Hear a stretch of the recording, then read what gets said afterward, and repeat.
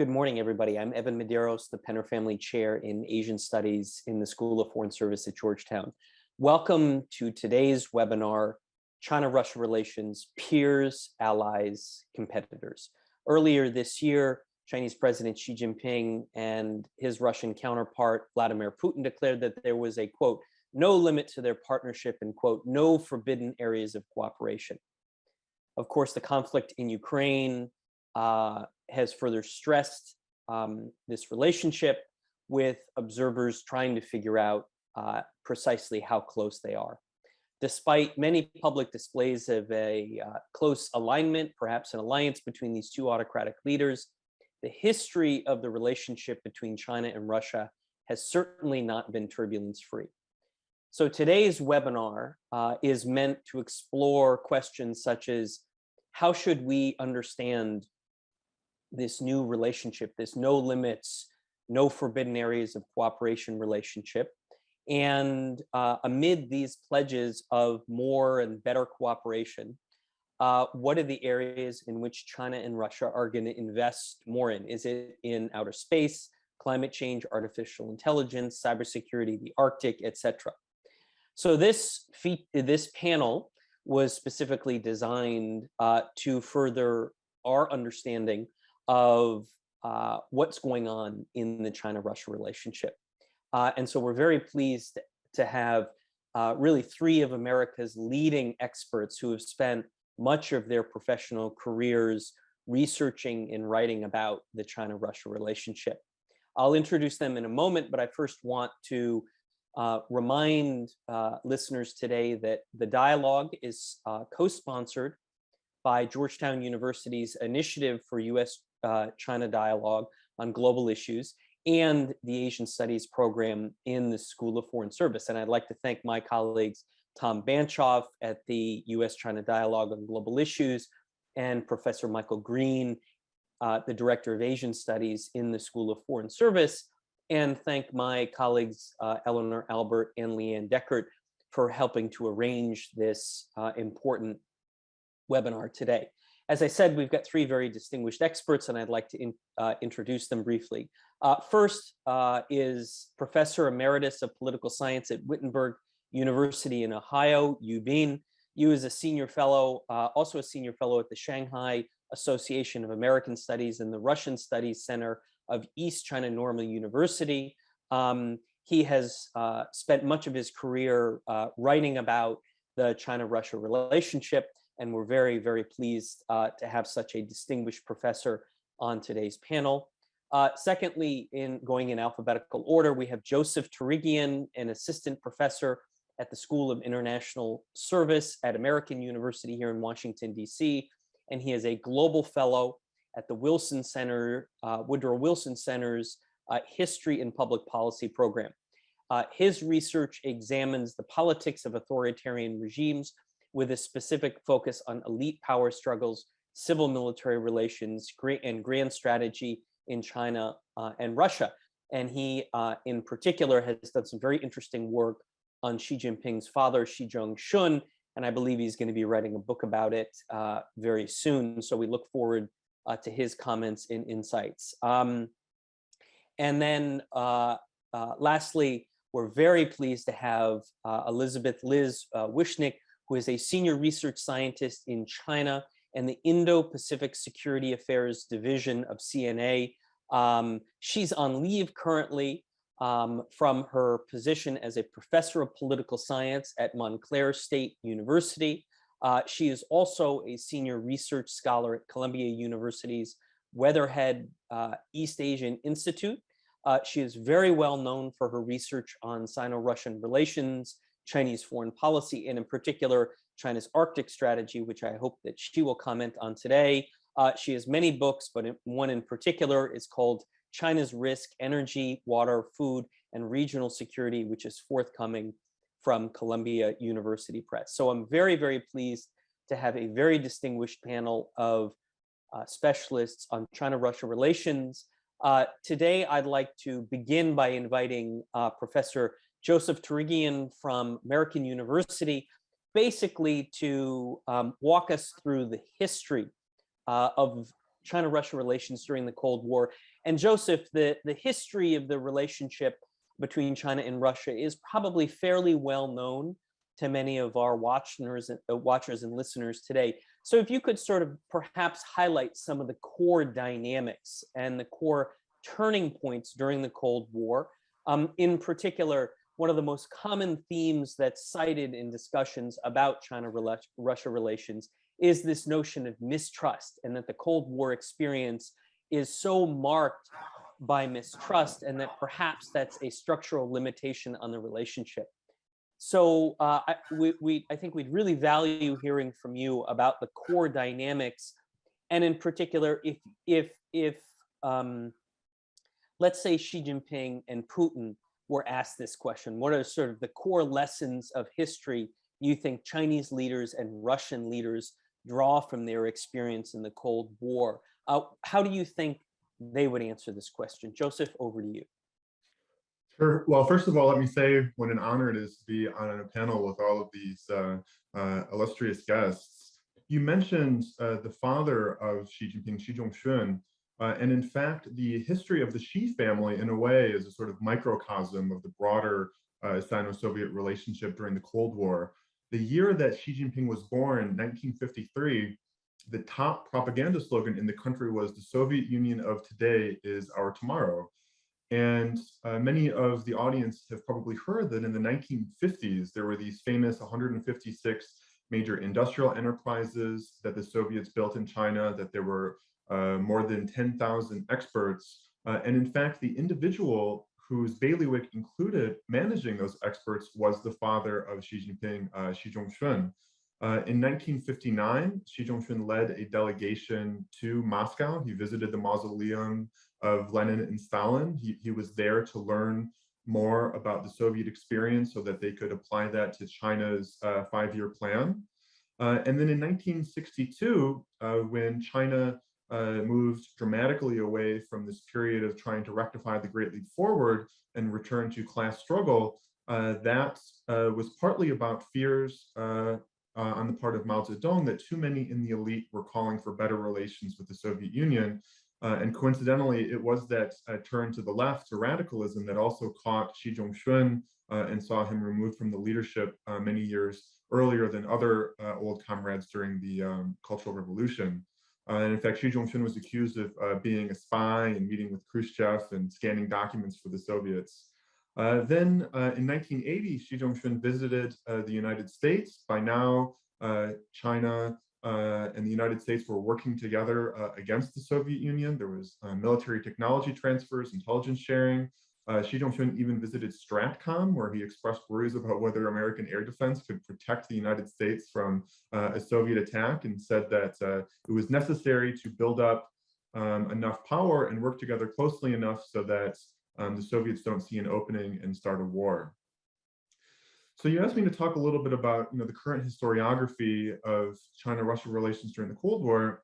And I think very often people say that it was primarily about ideology, but what the evidence that we have now suggests is if you look at the timing, some of the ideological differences appeared, but because the Chinese and Russians saw so many benefits to the relationship, for the first few years, they managed them actually quite effectively. Ultimately, what happened was the Chinese started acting in ways that upset Khrushchev, because Khrushchev wanted an improved relationship, or at least a stable relationship with the West, whereas the Chinese, who were not a status quo power, believed that it was more acceptable to take risky actions and use force, right? So it was famously in 1958, when Mao shelled the offshore islands Jinmen and Manzu, the United States at the time thought that the Russians had put them up to it, but in fact, they hadn't warned Khrushchev, and Khrushchev was furious. He came out publicly in support of the Chinese, but ultimately, when he saw that that happened, that was when they decided not actually to give a nuclear weapon over to Beijing. And then further clashes between China and India led the Chinese to believe that the Soviets were not giving them enough help, and were thus violating the spirit of this alliance, because neither side thought that they were living up to it. Joseph, can I interrupt you 1 sec? So, of course, the China-India War was 1962. Hadn't the Sino-Soviet alliance by that point sort of degraded? So how did How did that work? So there were also clashes between China and India in 1959. And Mm. also 1959 was, of course, the year that the Dalai Lama fled to India. So if you read this very interesting document, which has been translated into English and is available on the Wilson Center website, this conversation between Khrushchev and the Chinese leadership in October, shortly after Khrushchev went to the United States, it's essentially a shouting match where they're literally screaming at each other. And Khrushchev is saying to one of the marshals, "You're spitting at me from your marshal's height, but I was a general in the war against Nazi Germany, so I can spit back at you," sort of that kind of language. And it was about the Chinese feeling that the Russians were trying to have a relationship with the West that was stable at the expense of the alliance and at the expense of supporting the Chinese. In fact, Khrushchev criticized the Chinese because of their behavior in Tibet and their behavior vis-a-vis the Indians. But as you suggested, by 1962, the relationship really was collapsing. And I want to emphasize that part of the reason for that was ideological elements and also personal elements made it harder for that broader story that I just told you about the West to be managed, even though many on both sides thought that those clashes should be managed. So, Mao was interesting. When it comes to ideology, he had this habit of never seeing tactical differences as being something honest or something natural. He always looked for something deeper.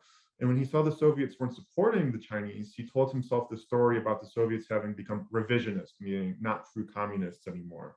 As I alluded to earlier, he linked it to the domestic political situation and saw all of these other challenges at home as related to these calls for a better relationship with the Soviet Union. And also he weaponized these ideological debates. So he was fighting for dominance within the Eastern Bloc, and very often those took on these ideological tones. But what's interesting is there's also an ideological element today that I think is that makes the relationship more likely to handle those differences, right? One is if you look at this very interesting set of remarks that Xi Jinping gave in March of 2013 when he made his very first trip overseas, it was to And is Russia. that He met is with the that public, Joseph? I know that you've referenced that before, that she spoke to a group of Russian China specialists. Is that a right. So public this has speech? been that was translated into Russian. I don't believe I've seen an English or Chinese version. And essentially what he said was a very interesting thing. He said, "A lot of people think that my generation is oriented towards the West, but I want to tell you that I was raised under two literatures, the Russian and the Chinese literature.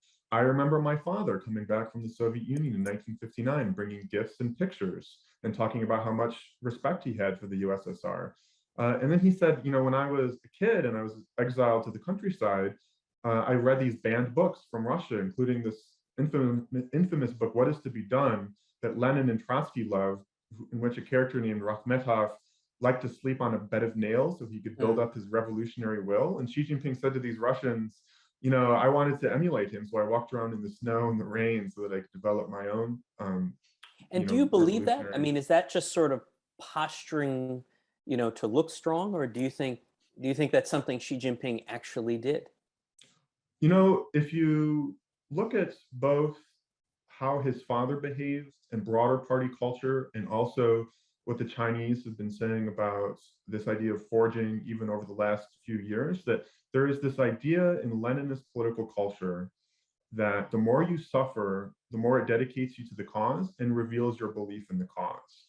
And Xi Jinping has often described himself as someone who has a distaste for consumerism, for Western values. I think he shares that with Putin. So in this sense, they have a lot of similar ideological views that I think stem sort of from this idea that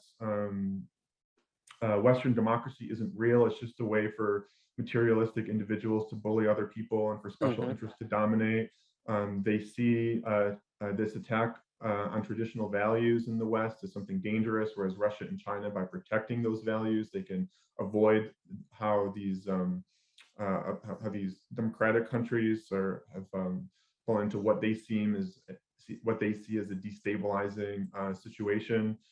They both want to restore their past. So I think in a lot of ways, the ideological relationship, even though they're not both Marxists like they were during the Cold War, they're more flexible, I think, in some important ways. So, Joseph, would you say that ideology is a real bond, or, well, what is the ideology that binds Putin and Xi? And do you think that that is sort of major feature of the competition between China, Russia on the one hand, and U.S., NATO, Western Sure. powers on the other. How should we think about the concept of ideology today? There was a very interesting documentary that was released recently on Chinese media where it talks about what the lessons of the Soviet Union were for China, and it's almost like a case study in their ideological similarities because it says it talks about how attacks on history are Western plots to delegitimize regimes. They both see Western democracy promotion as an attempt to delegitimize them. They both see, as I said, traditional values as a bulwark against instability. They both think that authoritarian regimes are better at managing challenges. We see this most clearly in the way that China talks about their response to COVID. They both fear peaceful evolution, this idea that the West corrupts them with their own values of materialism. So even though I think that they're not as closely tied as they were in the 1950s, for all those reasons that I suggested, ideology actually made it harder for them to manage those other interest-based differences, as opposed to today, where there's this flexibility, right? Where there's more sort of like a general sense, a set of elective affinities of conservatism that I think ties them quite close together. And so that's ideology. And clearly Mao had a very heavy hand in sort of shaping the influence of ideology on China, Russia.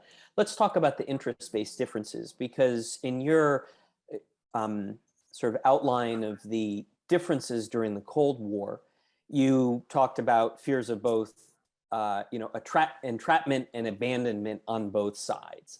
So what are the narratives they tell each other today about sort of the Cold War and entrapment versus abandonment?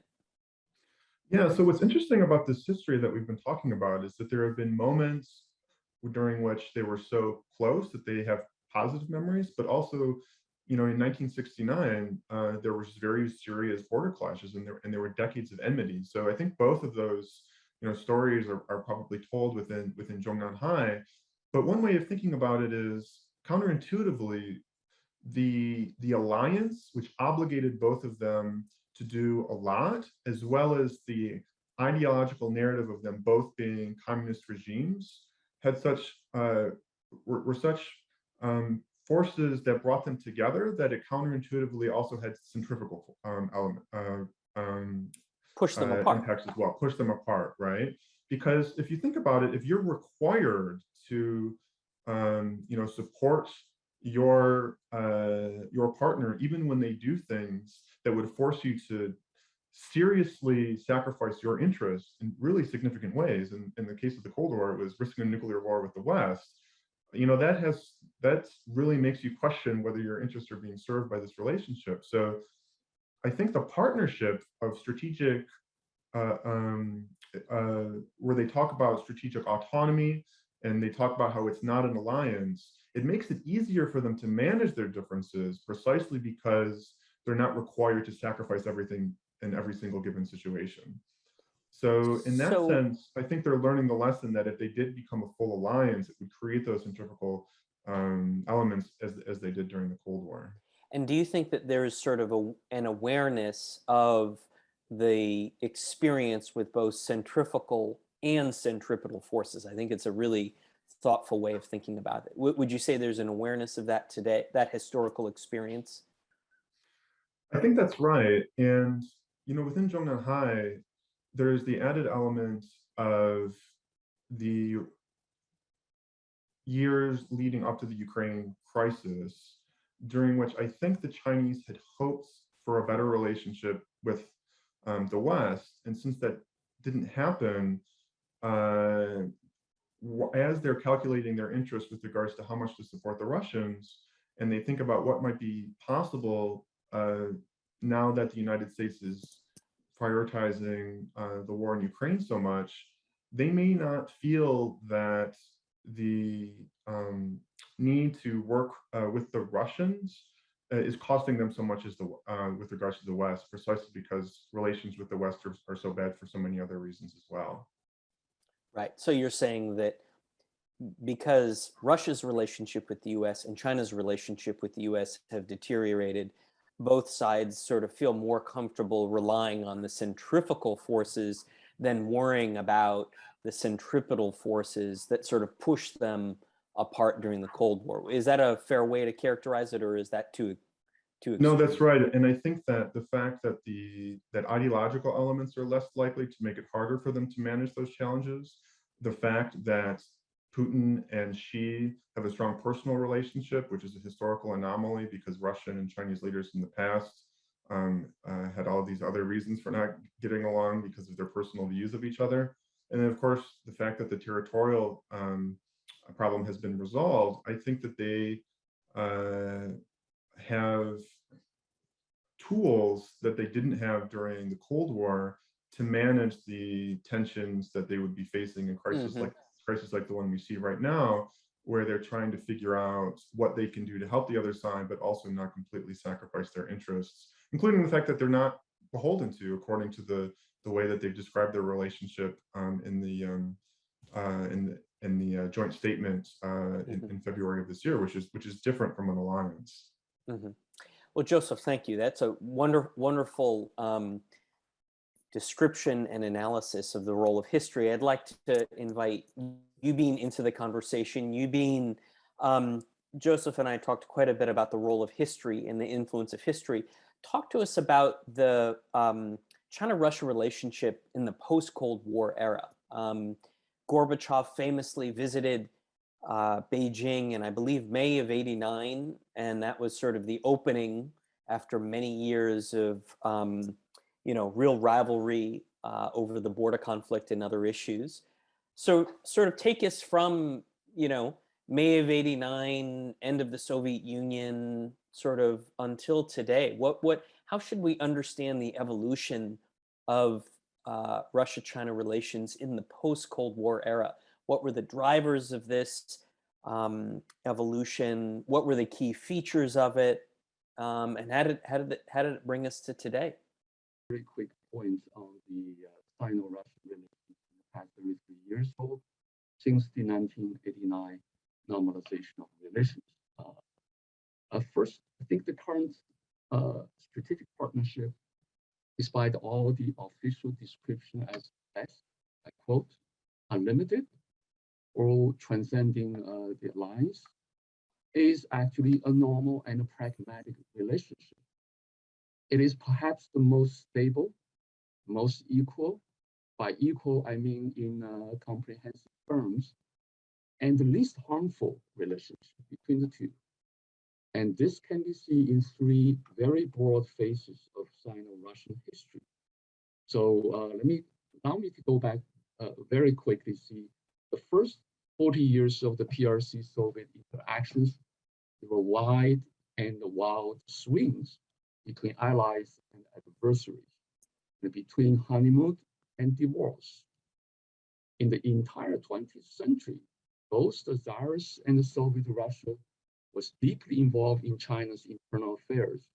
For example, the 1904-05 Russo-Japanese War was fought in China, and this was followed by the massive and continued Soviet influence on both the Chinese nationalist and communist parties. If you look at the entire 350 years before the 20th century, it was the age of territorial expansion of the Europeans and the age of imperialism. Russia's relentless eastward expansion from the 16th century onward was zero-sum and asymmetrical game at the direct expense of China. So in light of these three broad phases of Sino-Russian relations, the current relationship is perhaps the most stable, most equal, and the least harmful. Now, my second point is the current stability in Russia-China relations did not happen overnight, but is the outcome of a protracted process starting from Brezhnev's 1982 Tashkent speech. This was followed by the so-called funeral diplomacy for three Soviet leaders' deaths in 60 months, and the 6 years of talks at the deputy foreign minister level, and finally, the 1989 normalization of relations. The third point I want to make is a main driver for the current stability in bilateral ties is the absence of ecological factor, which was once ubiquitous and now being carefully managed.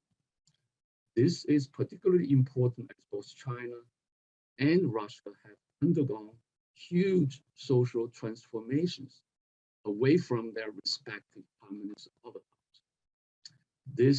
It was a time when the ideological factor could have been reintroduced to bilateral relations, but it has not. So the current Sino-Russian strategic partnership is not necessarily problem-free. On the contrary, some of them actually were, I quote from Putin's 2017 Valdai speech, the current relation actually somehow was controversial and even contentious, unquote. So it is actually a very pragmatic relation to manage, to compromise those issues and to deal with a series of very difficult problems, including border demilitarization and demarcation, and the confidence building at both bilateral and multilateral levels in the forums such like Shanghai Five or the Shanghai Cooperation Organization. So both sides describe the current relationship as mature, which is in sharp contrast to the highly politicized experience of the 1950s, 70s. And they have every reason to preserve such stable relationship, particularly along the 4,000 kilometers long common border, regardless of any external distractions. The fourth and final point I want to make is the role of external drivers. Both Yeltsin and Putin started with their pro-Western policies, but ended up with tilting towards China. Why? A common denominator for both is their troubled relations with the West, particularly the NATO eastward expansion. So if you recall, in 1996, it was Yeltsin who suggested to his Chinese counterpart, President Jiang Zemin, for a strategic partnership after Russia's disastrous shock therapy and a chaotic political transition. After NATO's war in Kosovo in 1999, and shortly before Yeltsin's exit from power, he traveled to Beijing. From there, he reminded, I quote, the West of Russia's huge nuclear arsenal. So as Yeltsin's successor, Putin too was expected to distance Russia from China, at least from the beginning, which he did. Over time, however, Putin turned to Beijing. If you look at the China side, China too has encountered many problems with the US and NATO, such as in Taiwan, EP3, embassy bombing, and more recently, NATO's entrance into the Indo-Pacific region. So ironically, both Russia and China became friends of the West as communist countries before the end of the Cold War, though for different reasons. So in sum, I'd say the current Moscow-Beijing strategic partnership is by no means perfect, but it's a complex, normal, and carefully managed relationship. So this is the 4 points I want to make. Yubin, now let me ask you a few questions. So on your last point, so are you saying that a core driver of China-Russia relations in the post-Cold War era, are you saying it was mutual disenchantment with the United States and the West? They both wanted, a positive, stable, constructive relationship, and they didn't get it? Or is it a sort of shared desire to constrain, if not contain, US power, which they thought was too much, substantial, needed to be reined in? Sort of, to what extent was the United States sort of the key factor in this relationship? I think I try to make actually 2 points. One is internal, or by internal, I mean bilateral between Moscow and Beijing. which is the absence of the ideological factor. And this internal driver actually started in the aftermath, or even during the Cultural Revolution in China and during the Soviet time under Brezhnev. But on the other hand, post-Cold War turned to be a cold peace. Let me borrow from Yeltsin's words, cold peace, for both Russia and China. And even if both try to open up to the West, in the West too, open up to China first and Russia's later. But the end of the Cold War turned to be quite challenging for both Moscow and Beijing. And as both large powers encountered growing and increasing Western challenges across the field. And this might not necessarily be their desire.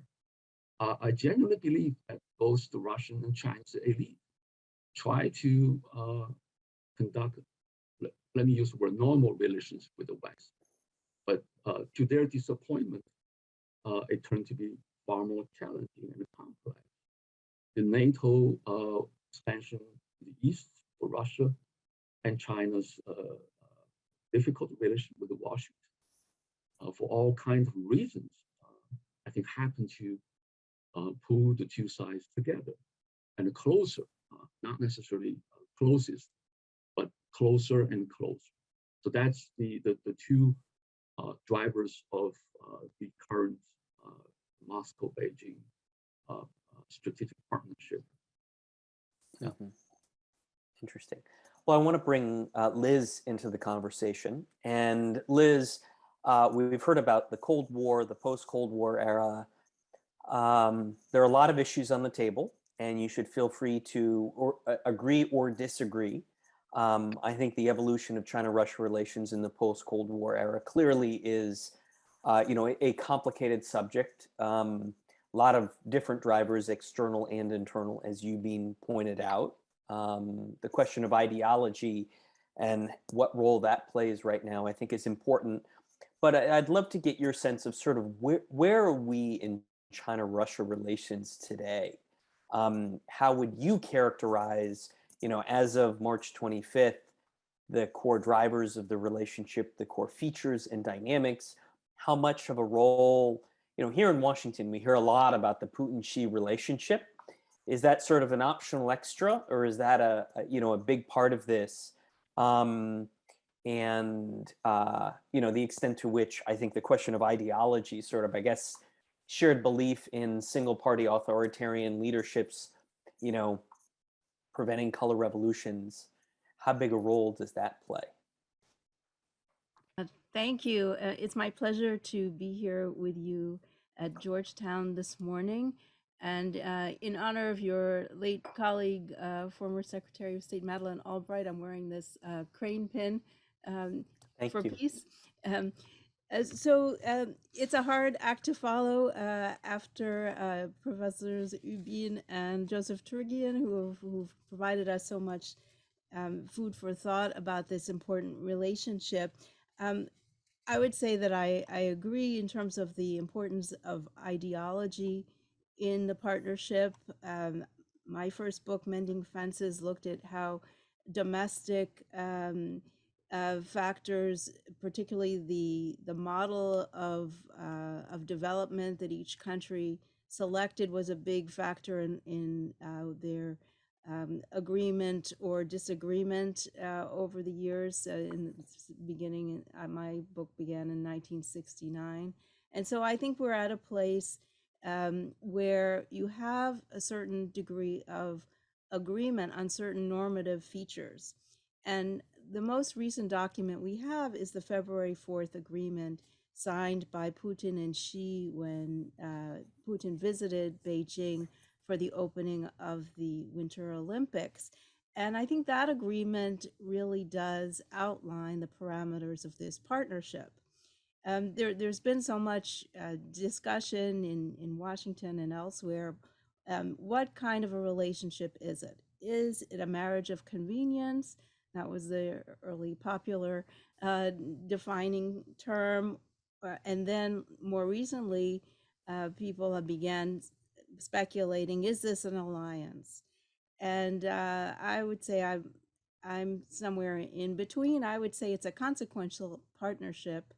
I would agree with Yubin that it has its stable aspects and potentially um, that can endure despite the current uh, international situation. So I find myself arguing on both sides of this picture. When marriage of convenience was popular, I found myself saying no. There are enduring features, and And when what a few of those enduring features, Elizabeth. So yes, when marriage of convenience was popular, you said, nope, there's more here. What were they? And now when alliance is popular, presumably what you're saying, no, there's some real sort of limits. So just walk us through both approaches or ways you think about it. so getting back to this February 4th agreement, I think it shows us some of the enduring ideas underlying this partnership, and those are normative ones: non-interference in the affairs of authoritarian states, opposition to color revolutions. That's a primary one. And then also we see a lot of language about opposition to US alliances.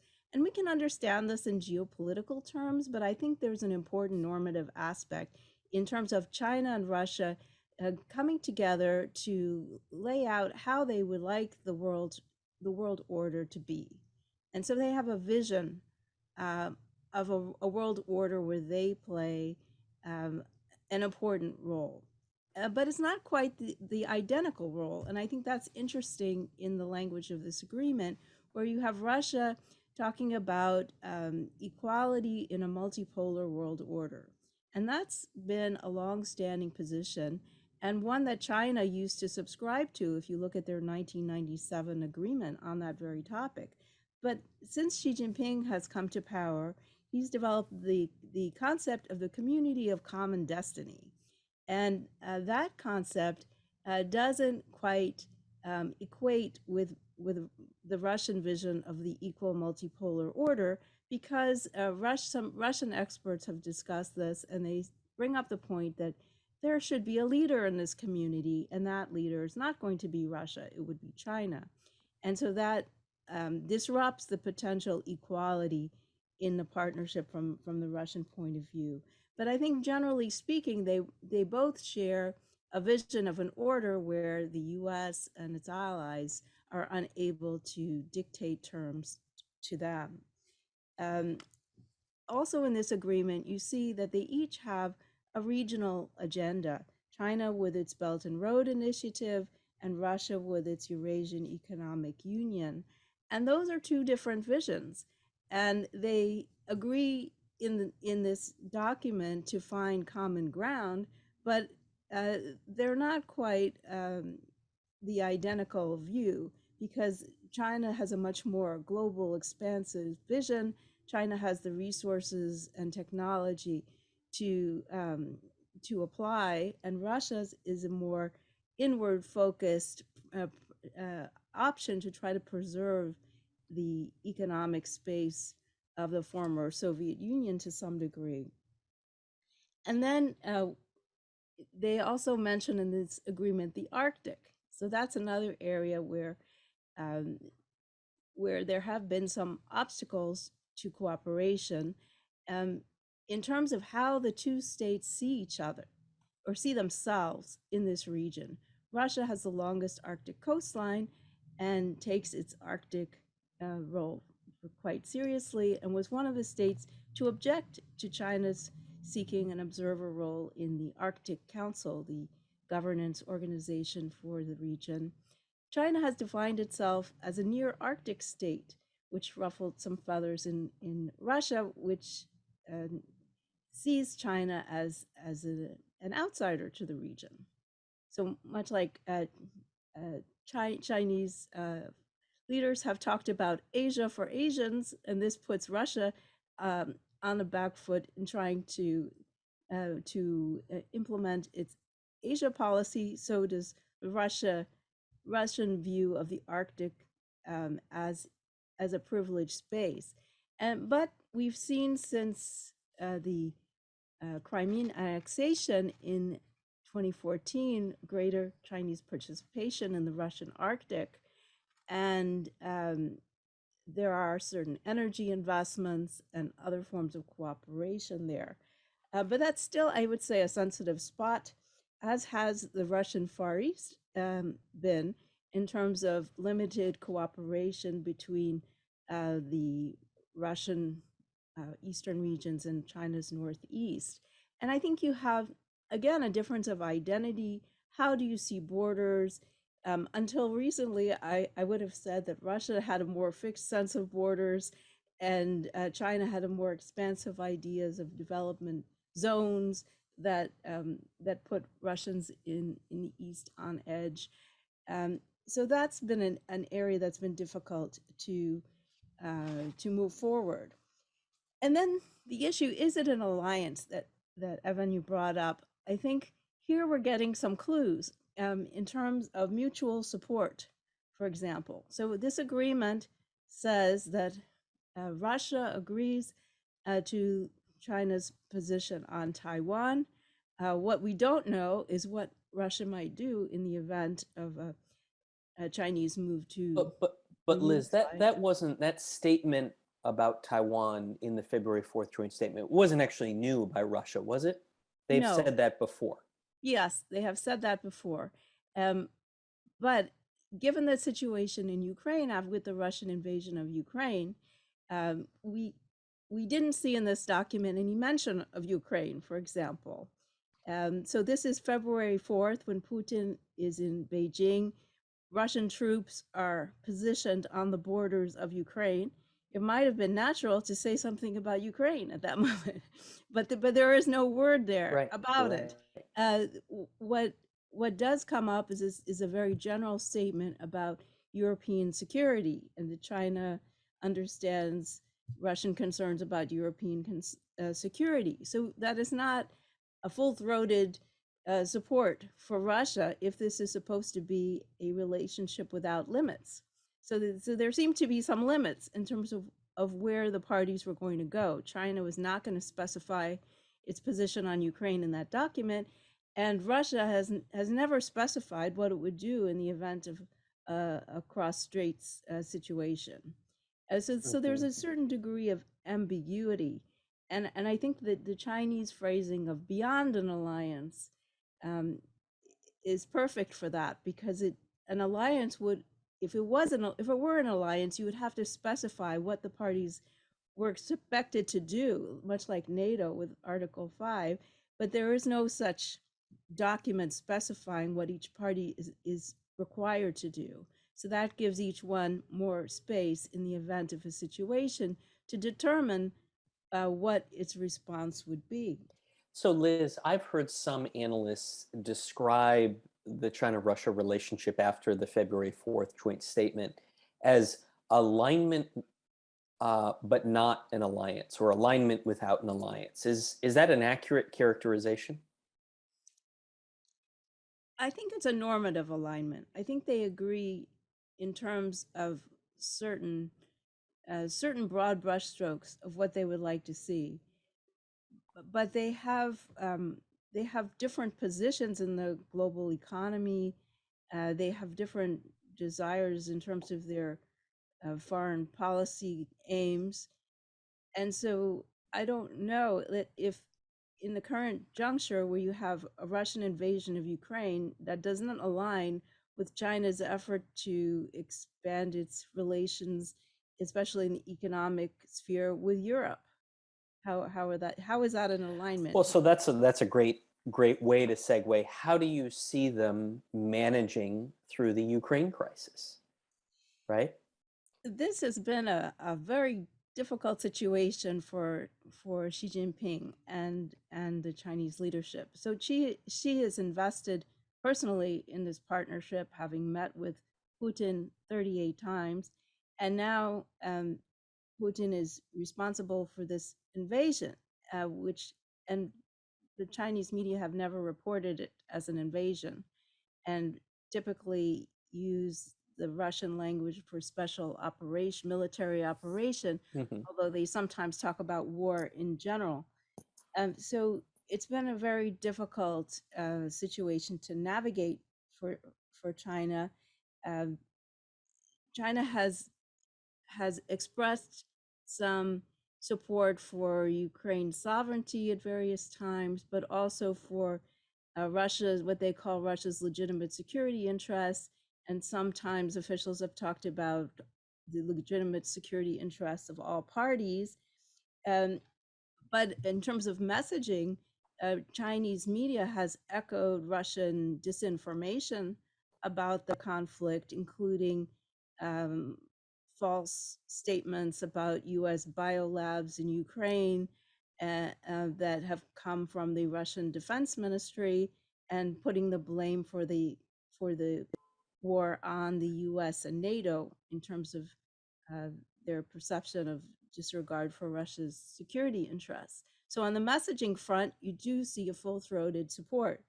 In the UN, China abstained on two resolutions in the UN Security Council on Ukraine, and supported another resolution that Russia put forward that mentioned the Ukrainian humanitarian situation without attributing blame to Russia for causing it, and then abstaining in another resolution on that changed that language. So some support in the UN, but not very overt support. There's been a lot of speculation and statements by the US and NATO and members of the EU about potential Chinese military assistance or other assistance to Russia. We haven't seen evidence of that so far. China seems to be obeying sanctions, and there's a recent report that the Chinese Ministry of Foreign Affairs told Chinese energy companies to avoid rash investments in Russia, and Sinopec, one of the energy companies, halted a 500 million investment on a new gas chemical plant in eastern Russia because the head of the Russian partner company Sibur is a sanctioned oligarch, Gennady Mhm. Timchenko. So, but we don't know what's happening to ongoing projects. So ongoing investments, ongoing military Mhm. cooperation, and so on. What I think there are two other interesting statements that Qin Gang, the Chinese ambassador to the U.S., made. One is that he said that the UN Charter is the bottom line for Russia-China relations. So Russia, meaning the way I understood it, that the Russian invasion of Ukraine raised sovereignty issues, which are, of course, a very sensitive topic for China. That's a very subtle way of saying it. Yes, it did raise some sovereignty issues. So UN Charter is the bottom line. The other thing he said in a TV interview, U.S. TV interview, he said China's relationship with Russia is not a liability; it's an asset. There's been a lot of questions. Is this partnership? It might be unlimited, but is it an unlimited burden for China right now because of Mhm. the Mhm. reputational costs that China is experiencing for being the strategic partner of Russia?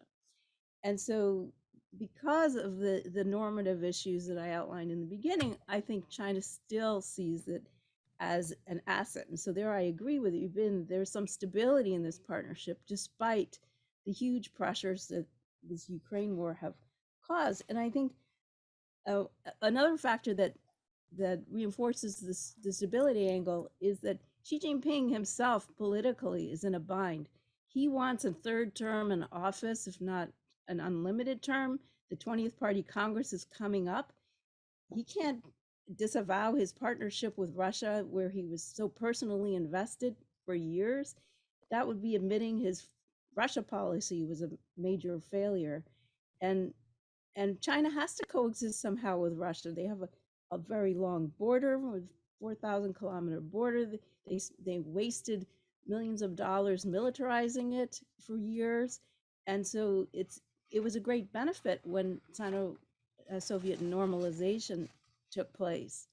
Um, this being said, I mean, I don't know that this means that Russia is going to become China's vassal, which was the question So let's you put asked. a pin in that for a second, and I need to remind the audience that they should feel free to submit questions through the Q&A function um, that's at the bottom of your screen. We'd like to hear from you. We've got a couple questions in the queue already, but please add in some more as I'm gonna talk with the panelists for a few more minutes here and then turn it over to Q&A. I want to bring Joseph back into the conversation. Joseph, a lot of issues on the table.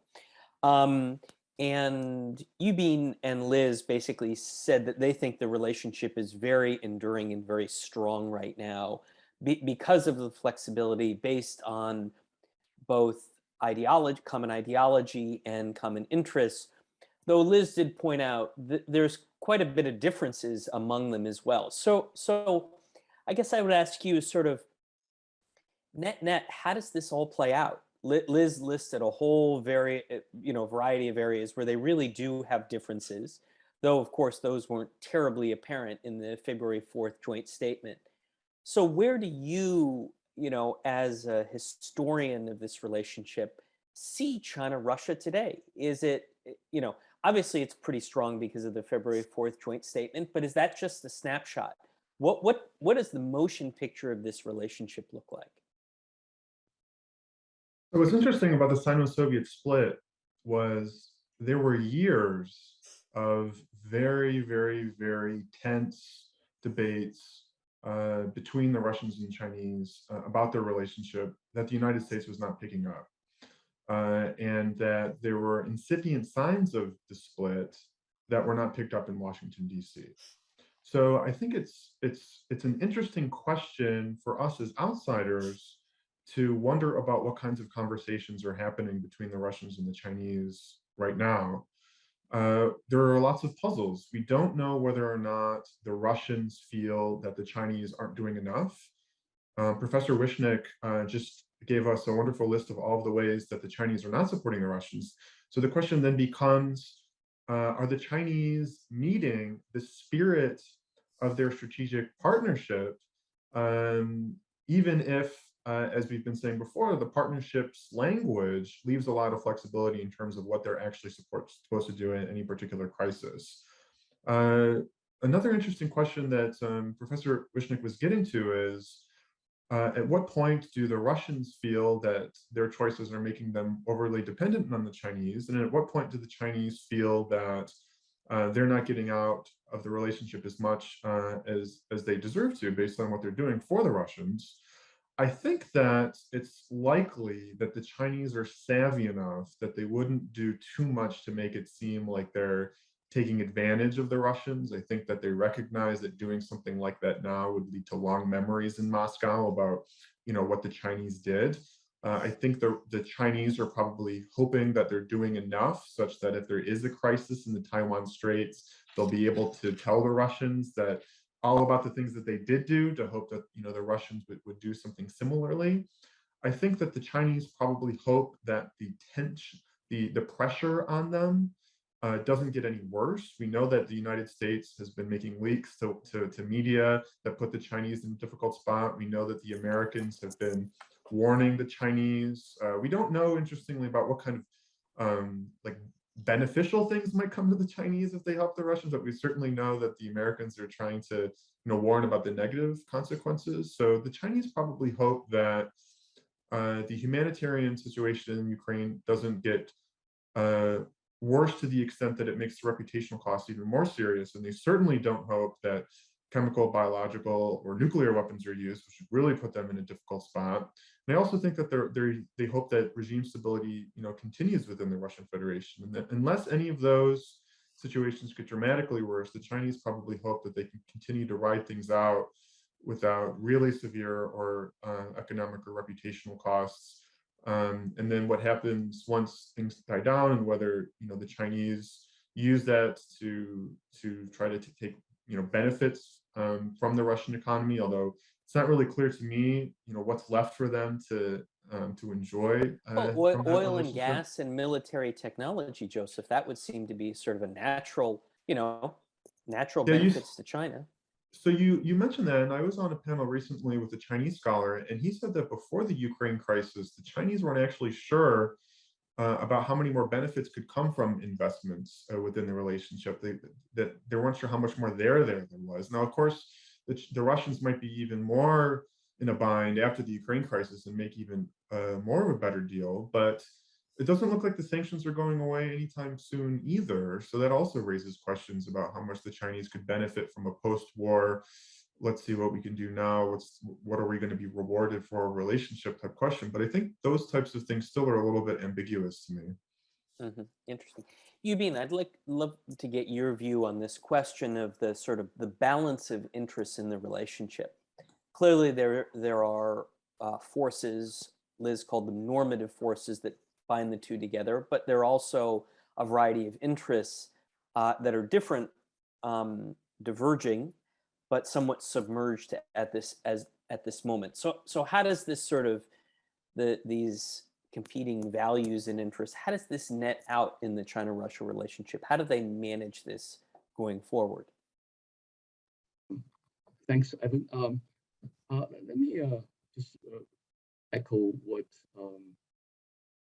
I think Liz said.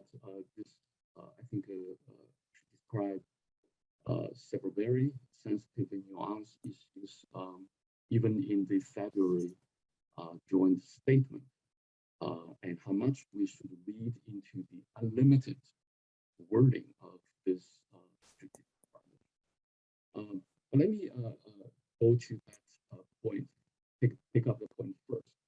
I think this, despite all the wordings of unlimited and open up so much space for imagination, there is a bottom line. That is Liz mentioned by the Chinese ambassador to the United States, Chen Gang, and he talked about, yes, there's unlimited, but also there's a bottom line, just the UN charter. That is the bottom line. I think the Chinese and Yubin, can you explain to the audience what that means, that the UN Charter is the bottom line? Because Russia has violated the UN Charter by invading Ukraine. So what does that mean? The Chinese talk about the position of China is always for UN Charter. That's the ultimate, rule of law and at international technical level. But on the other hand, there is the kind of shade of China's statement that they understand Russia's security concern. So these are the two things. Chen Gang's emphasis on this UN Charter, I think, indeed showing that China is working on quite delicate balance between the two. But I think that's the problem. If we go back to the unlimited version of the bilateral relations, actually the statement in February was not the first time. 11 months before that, when Russian Foreign Minister Lavrov visited China March last year, Chinese Foreign Minister Wang Yi first raised this issue. But I think the document reflects the Russians' acknowledgement of China's description of this bilateral relations. But on the other hand, I think there's lots of talking about to what extent the Chinese knew Putin's plan to attack Ukraine. My own feeling is that I don't think the Chinese really were informed about this attack. The reason why this joint statement highlights the unlimited notion of this partnership is because many in China were concerned about the timing of the Olympic. If we go back all the way to 2008, it was the opening ceremony in Beijing Summer Olympic when Georgia, Russia went to a war.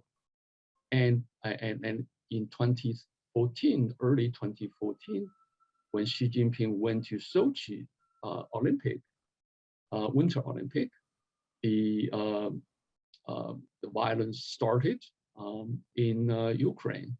And also there was a chemical weapon issue in Syria, which was handled by the Chinese, Russians, and Europeans working together. So every Olympic seemed to be a danger of politicization. So the Chinese really concerned this time about anything that would come out of this Olympic, which is unknown. The West has diplomatic, sanctions against the Chinese Olympic this time. So this is the concern.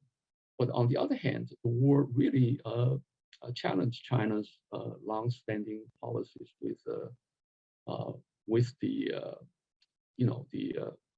regard to Russia. And what's the role of Xi Jinping? I think Joseph talked about how the personal relationship. I think there's no question that Xi Jinping and Putin developed close personal relationship. But how much this is actually different from other Chinese leaders? My own recollection is Jiang Zemin and Hu Jintao, the two presidents before Xi Jinping, also developed very close relationship with Putin, and also Jiang Zemin with Yeltsin.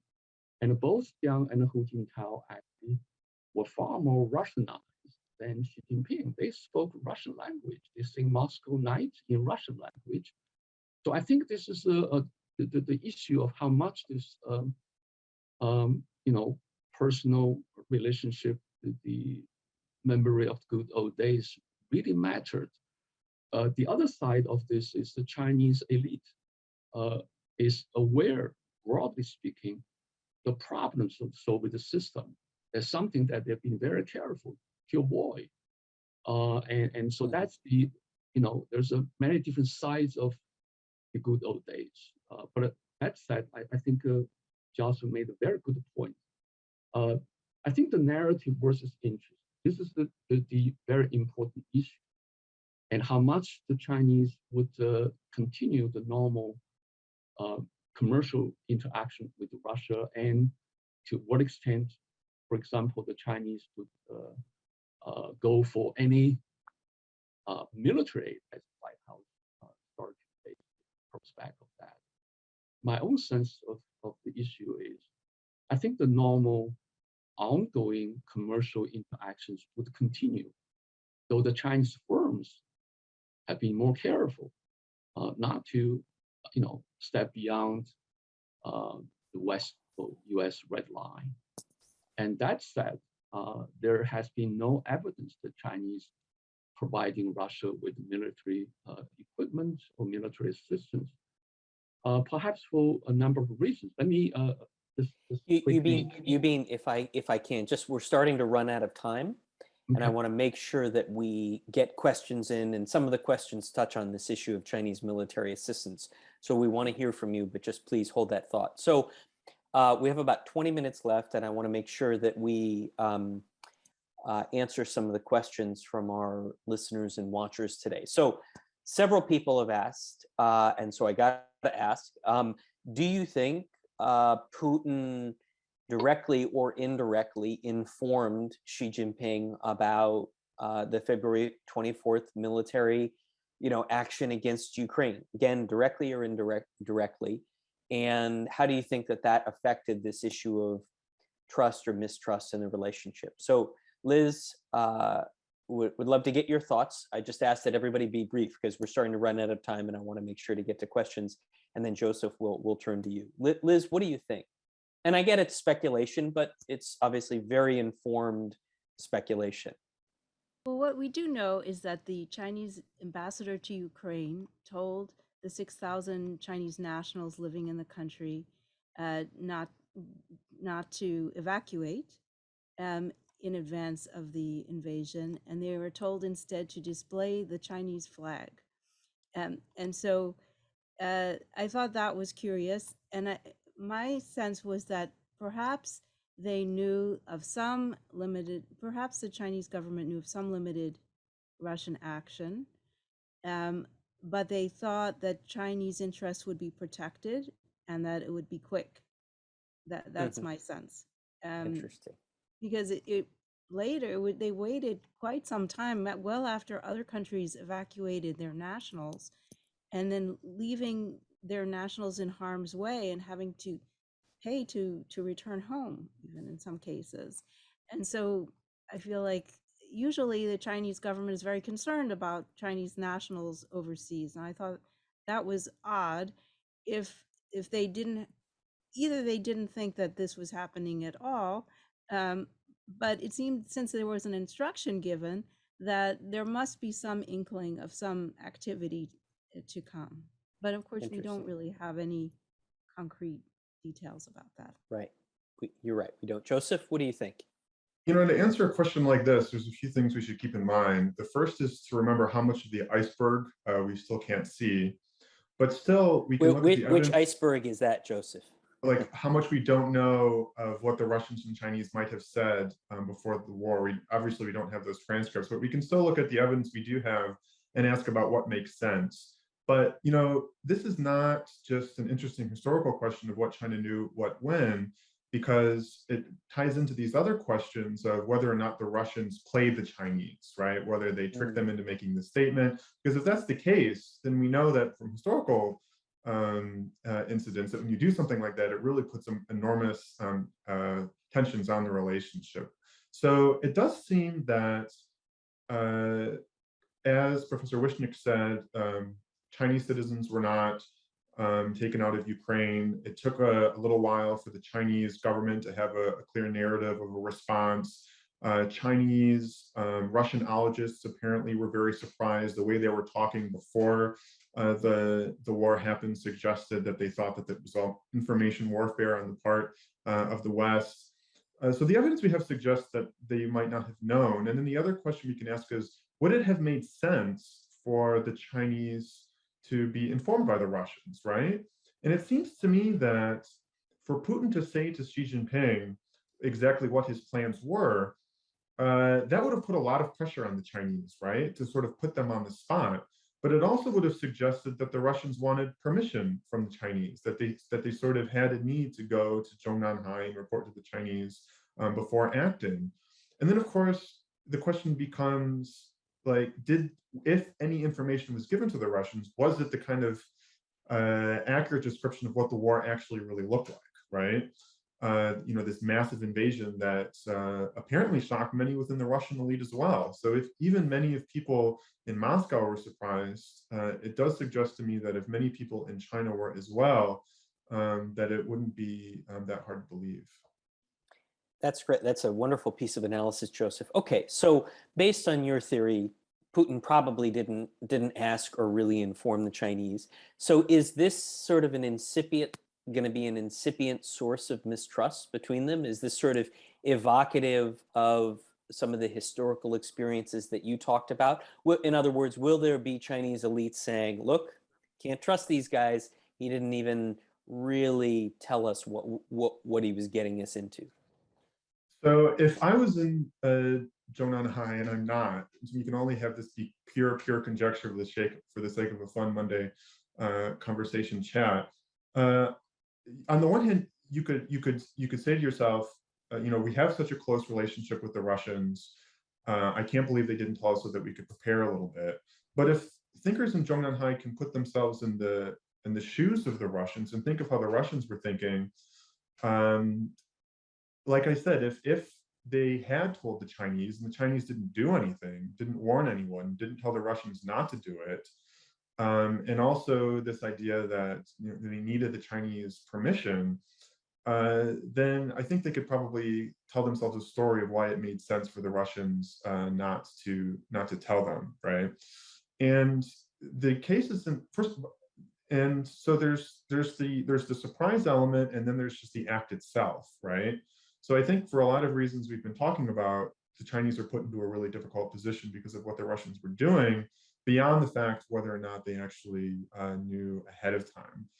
And very last thing to say is when you start shelling like Jimin and Mazu and you create a nuclear crisis that might bring your partner into a nuclear war, that's a little bit different from the kind of challenges that the Chinese are facing compared to what the Russians were facing.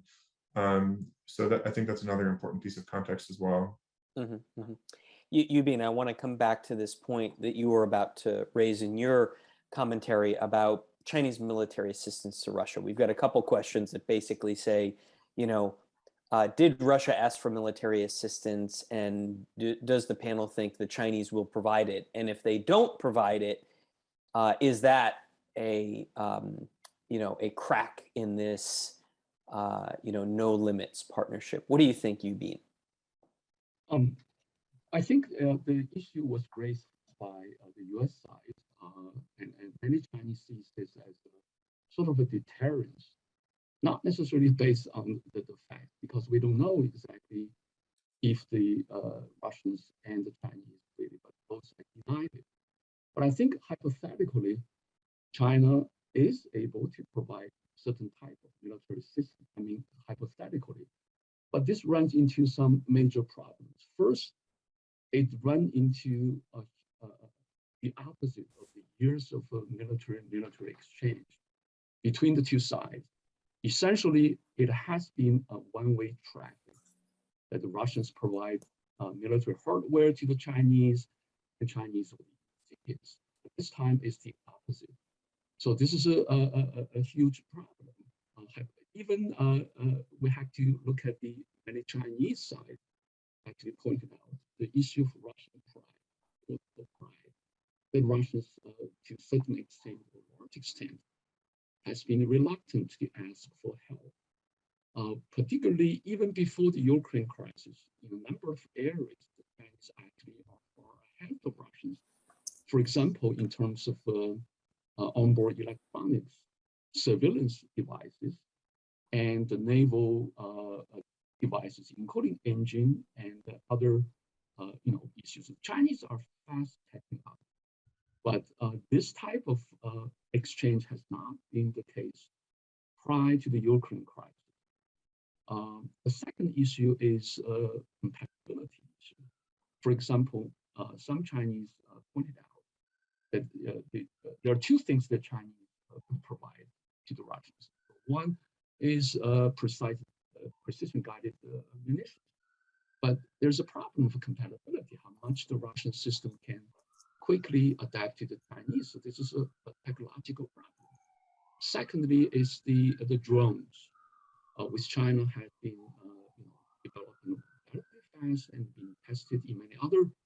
So Yubin, just to, I'm very sensitive to time here. So are you saying you think it's unlikely the Chinese will provide the Russians because of the incompatibility of their systems? Is that sort of your core argument?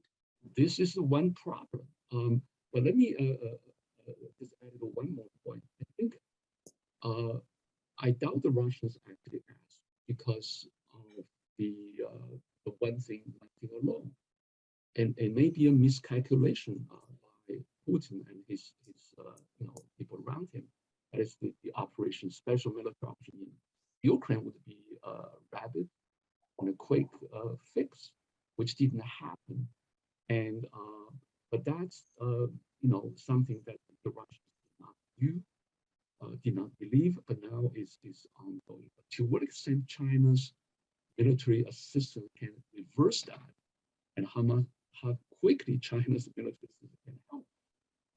I think operationally it's a huge challenge, but I don't think the Chinese and the Russians are talking about this at this point. I think it's largely the U.S. side's deterrence, and one point is how much. So you keep using this term deterrence.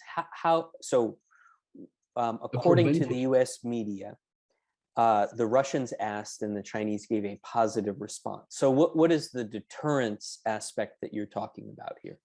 I think, let me change the word. I think from the Chinese side, I've been reading their response. It's largely a preventive measure from the U.S. side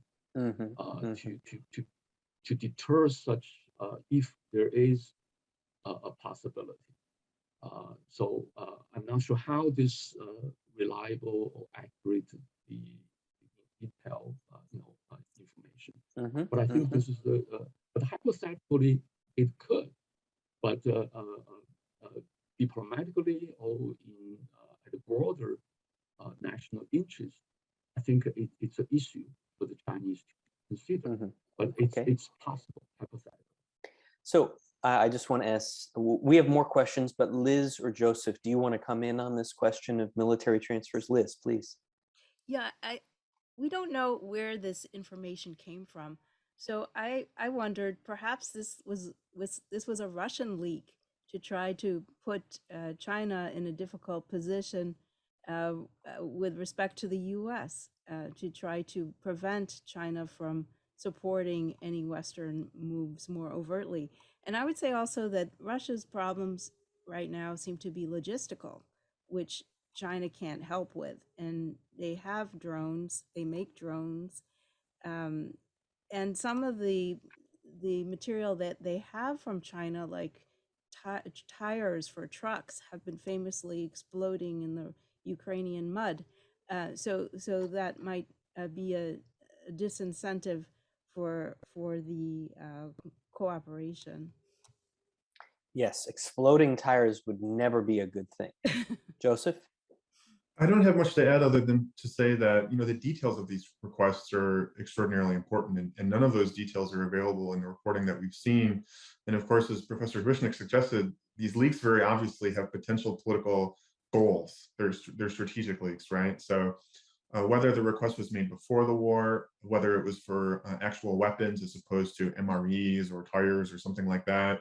But of course, it takes time to incorporate new technologies, and the Russians are already not fighting extraordinarily well with what they have, according to the reports that we've seen. So I don't think that if we would see suddenly an appearance of Chinese weapons that would turn the tide of battle. Really, what would be extraordinary would be the signal that it would represent if China was giving those weapons, if they happen anytime soon, and Sure. especially if they were actual weapons as opposed to just tires or MREs So if I or can things like offer a that. clarification, the original report on this was released by the Financial Times. It was released the Monday that National Security Advisor Jake Sullivan was meeting his Chinese counterpart Yang Jiechi in Rome. The leak to the Financial Times was sourced to senior U.S. Officials or U.S. intelligence officials. And it was subsequently clarified to be both lethal and non-lethal assistance. As to the timing of the Russian request, it's unclear. But my view is given the fact that China has basically never provided military assistance to Russia in the post-Cold War era, it's been the opposite. A Russian request, presumably, whether it was done after February 24th or before, very likely had in mind the fact that Russia was going to be engaged in a military conflict. But that's my speculation and analysis. But of course, this is about all of you. So we only have about 8 minutes left, and there's two sets of questions I want to get to. One is a set of questions about the asymmetry in the relationship. China's bigger than Russia, right? That's just sort of a mathematical factor. The Chinese economy is larger than the Russian economy. So what role does sort of the asymmetry play in the relationship? Is it that the Chinese have been able to convince the Russians that there is symmetry amid the asymmetry? How does that sort of factor play in, and is it a potential source of corrosion? The other set of questions I have is about the personal relationship between Putin and Xi Jinping, and how important we think that is. Is that a substantial lubricant that addresses some of these interest-based differences that Liz talked about? Is it sort of amplify the ideological commonalities that Joseph and Eubine talked about? So those are two sets of questions. Who'd like to come in on them? Liz, why don't we start with you? Well, I'll talk a bit about the asymmetry. I've always thought that this was overplayed because China never likes to discuss its vulnerabilities. And I think it depends on Russia for certain things like energy. um, Russia is one of its top suppliers of oil and gas, and it receives other goods from Russia that help relieve pressure um, on it in terms of food security and water security and other things. So I think China does need Russia. China has few options for other partners globally. There are few in terms of a major power. China doesn't have too many options. North Korea, Pakistan, Laos, Cambodia. So who else is going to be China's major partner? So I think that that's been underreported. And I think Russia also, even after all of this, is not going to want to be China's vassal. And if we look in the Arctic, Russia has been busy trying to engage with other countries, with India, which made a big investment in Vankor Neft, which China demurred from. You have the UAE, which is going to be a partner in terms of Arctic shipping. Saudi Arabia has been interested in partnering with Russia in that area. So I think Russia, especially Russia, is going to have to diversify its energy partners away from Europe if Europe moves ahead with reducing its dependence on Russia. And so Russia will need to look more towards Asia. And how is Russia going to find more Asian partners, particularly in ASEAN, which were some of them were among those that abstained at the UN, if Russia supports Chinese ambitions in Southeast Asia, for example, or in Taiwan? So I see that as a natural limitation on how close Russia is going to get to China, because Russia is going to have to reorient towards Asia, and it can't possibly be in lockstep with China if that's the case. And so just play that out. Why is it that China can't be in lockstep I'm sorry, Russia can't be in lockstep with China? Because, I mean, are you saying that because of Russia's relationship with India and Vietnam, they won't sell more gas to China, even though they absolutely have to? That's not my point. I think China can't take up all of the extra oil and gas that would not go to Europe. There's not the supply pipelines yet in place. It would take a decade to build another pipeline, and rail transit is not very efficient.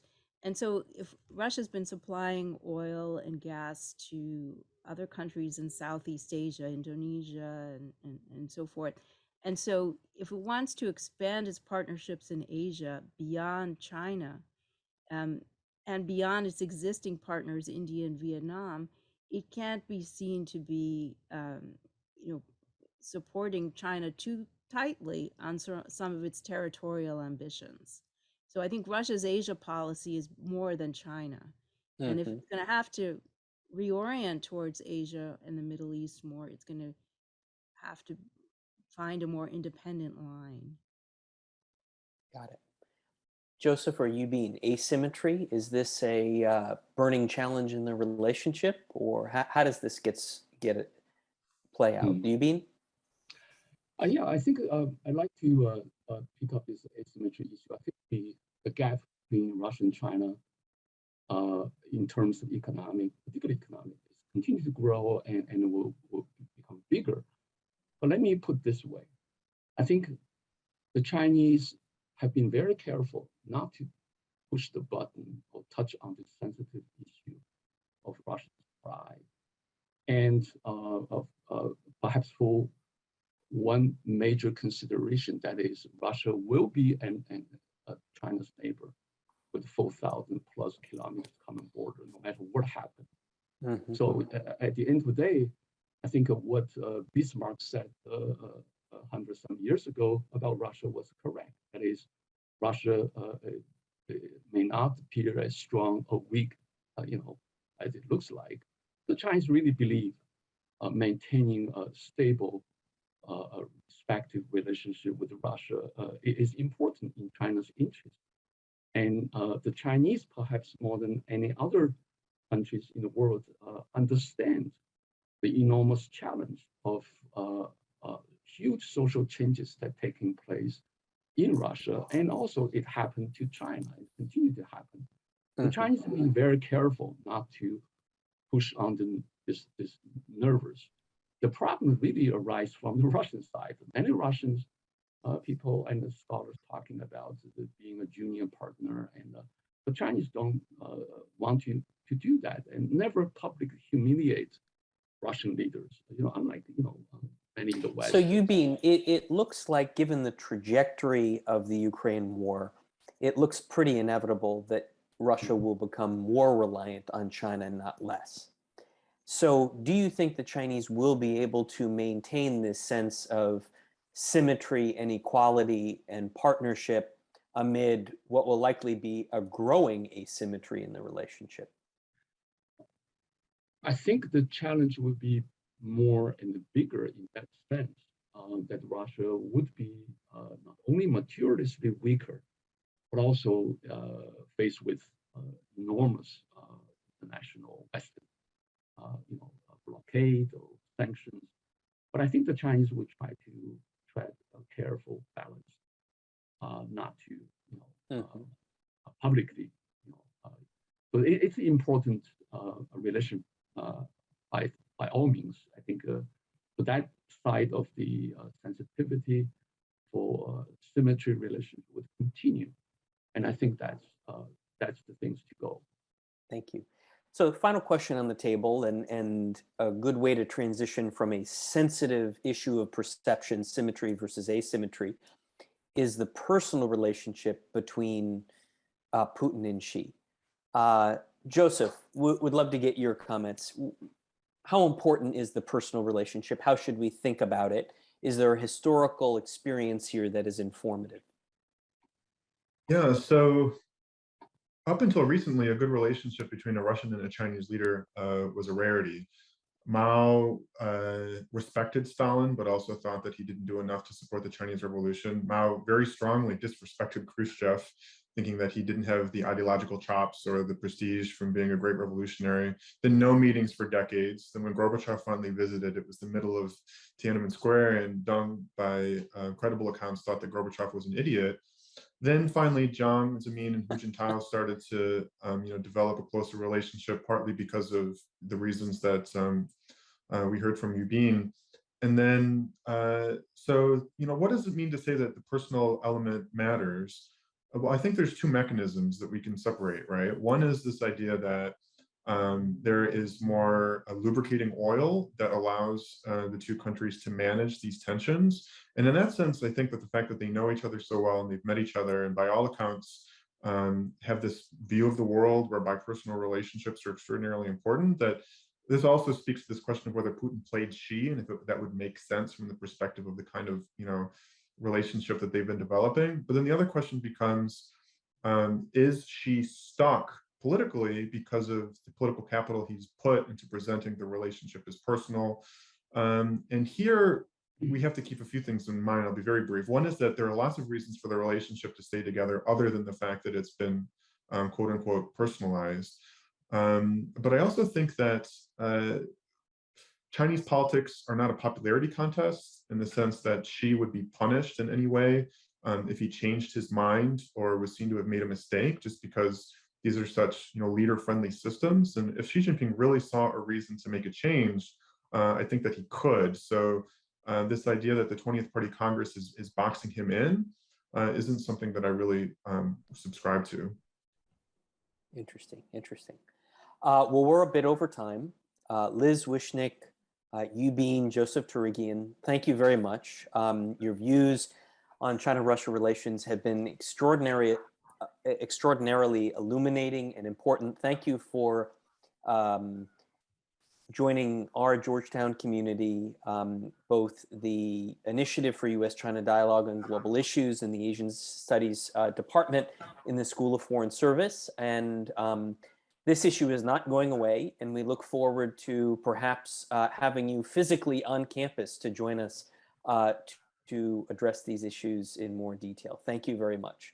Have a great day, and thanks to all of our watchers and listeners.